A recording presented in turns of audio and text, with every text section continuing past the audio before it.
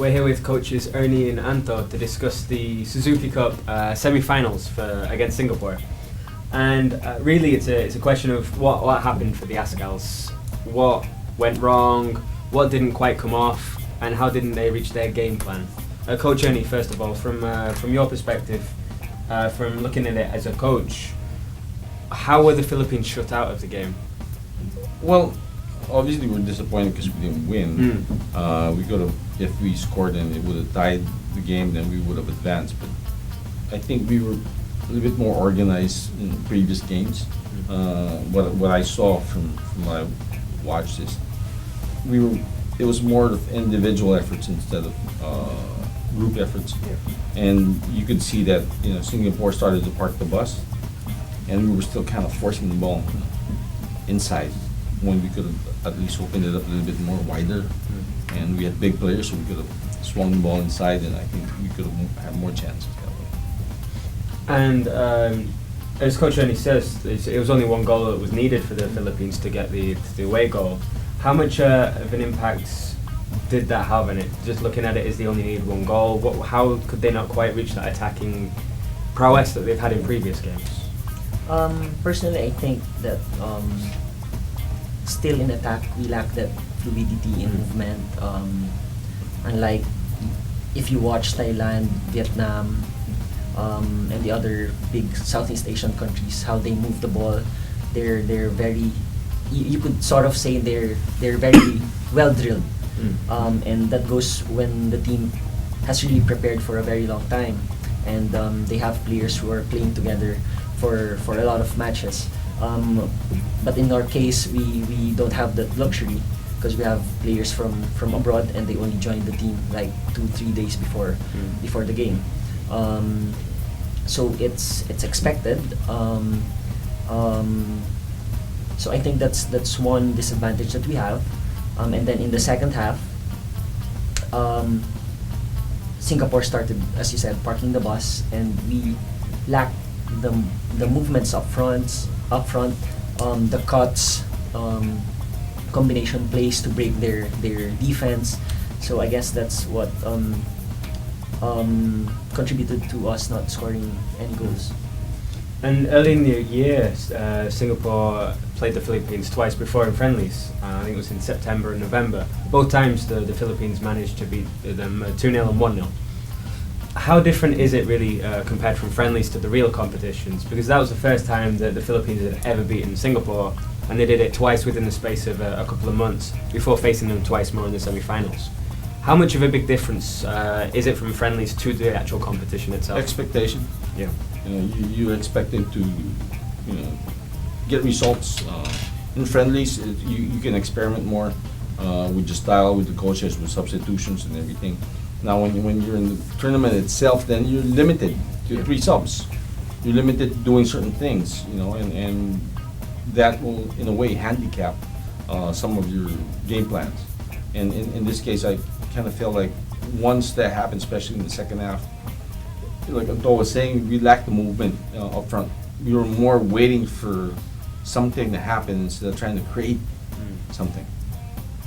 And taking some positives from the game, I think actually the best praise would be to say that to reach the semi-finals this time wasn't a shock, it wasn't a surprise. We had that, as you say, expectations that the Philippines can go that far. Back in 2010, of course, when the Philippines reached it for the first time, everyone was surprised, everyone was shocked. But this time the progress had been so much that it wasn't such a surprise. Does that give any sense of comfort for the players, for the fans, for the management, that the progress they've made in those 2 years meant that they thought they could realistically beat Singapore? Yeah, definitely.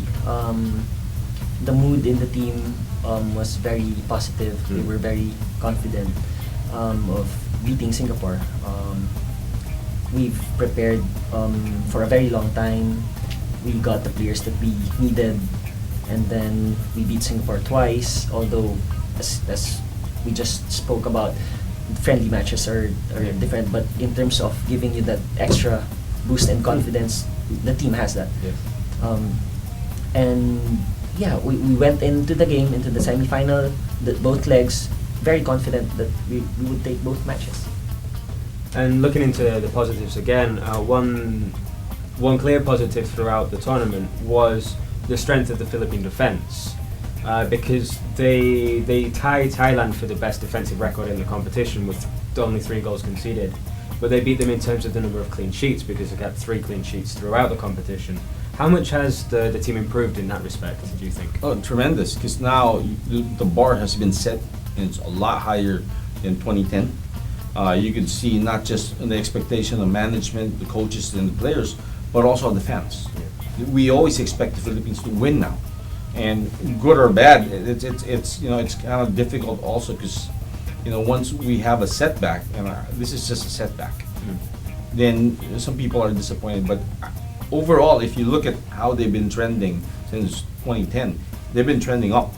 You have small glitches here and there, but it's been going up. So I expect a lot of great things to happen. I mean, they're under good management. A lot of players are there. They have availability of players. And not only that, but we're seeing, like in Ed's case and in Chiefy's case, the local players are starting to contribute more. So we expect to see that, especially for the next generation of players. Yeah, and as you say, the trends have been going up. If you look at the ELO ratings, you can check that out online, eloratings.net. That's the alternative way to FIFA. And for the last 2 years now, the Philippines have been the most improved nation in the world. And to make that 2 years in a row, I think is unprecedented. So that progress, as you say, has been remarkable. On the other end of the scale, while the defence has been solid, has that taken something from the attack? Because of the semi-finalists, the Philippines scored 4, and that was almost half of every other country who made the semi-finals. Malaysia scored 7 so far, Singapore 8, and Thailand have scored 12, 3 times as many as the Philippines. What balance do you need to find in terms of defence and attack in order to reach that next level? There's also this factor of individual performances. Way back in 2010, I think Phil Younghusband was at his best. He was scoring goals. You give him 2 chances, he'd truly make 1 goal. But this time, he wasn't at his best. And then we didn't have another forward of his caliber who can step in and make an impact. I think that's one big factor for us not scoring too many goals. And another thing is, when it comes to our attacking pattern, there's really no clear pattern if you compare our attacking pattern to that of Thailand's, Vietnam's. So I think that's one thing that we really need to work on, because we have already a stable backline led by Rob Gear, who's been very instrumental, and the midfield is quite stable in terms of defending.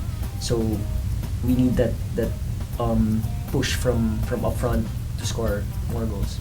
Do you think that could be due to the formation, coach, in terms of Coach Vice set up the 4-4-1-1 formation, with eventually Angel settling behind Phil?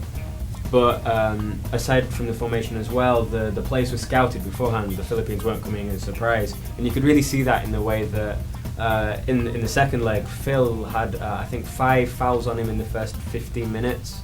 Against Thailand, he was pretty much manhandled as well. They really knew who to attack, who to go for to beat them out of the game, essentially. What kind of formation, or how will the Philippines need to adapt in order to surprise teams more, to not so heavily rely on a single frontman? I think in the formation, the more flexible you are, the more options you have. Every coach has his own way of doing things. In my philosophy, we play so many different formations. I don't play the same formation. It depends on the team that I'm playing against. So it really depends on what's happening, and you can actually change it. But one of the things that I was kind of confused about was the role of Mulders. When they were playing 4-4-2, it looked like more they were playing 4-3-3 because he was closer, sometimes even higher than Phil and Angel. So there was a really big hole in the middle. And for whatever reason, our wingers were too wide, and wouldn't come diagonally back in defense. And it's something that I guess I kind of don't understand is when you play, there's only one ball. At one point in time, there's only one person holding the ball. But when you defend, it's going to be everybody. So even when you're attacking, you have to be defending. You have to prevent the counters. You have to prevent certain things to happen.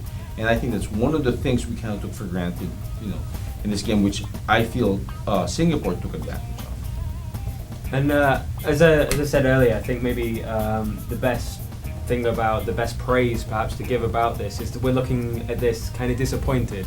It's like, oh, we could have gone another step further. And it's those expectations. And when you look at the past 2 years and the progress that's been made, it's a really big progress, and it's such a big compliment now to consider that we're now looking at the Philippines and expecting them to reach the semi-finals and expecting that maybe we can go another step further. So congratulations to the management for that. It was a great performance overall in the Suzuki Cup. Just before I sign off, it's my favourite stat of the Philippines so far at the moment is for the last 8 games they've not scored in the first half, whereas they've never lost the second half in those 8 games either. It's really a game of two halves football.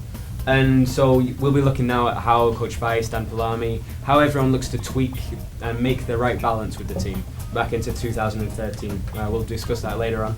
So for now, keep up to date with us at FTW Sports for more information on Philippine football.